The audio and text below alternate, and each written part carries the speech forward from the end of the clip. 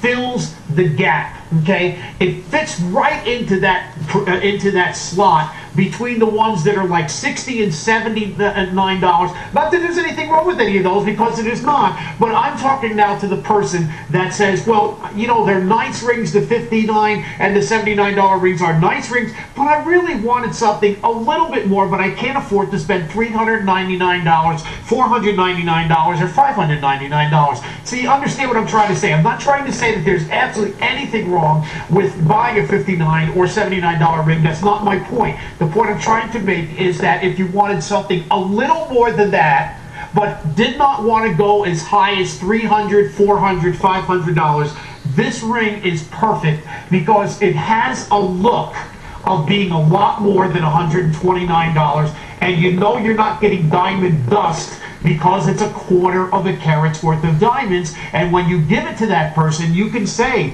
you know, there's 1/4 of a carat's worth of diamonds in there. And when you reach a magical number, okay, the first magical number in a diamond is 1/4 carat. In other words, when you say to a person, well, it's got 16 points worth of diamonds, well, so what? I mean, it's really, they'll say, oh, that's good.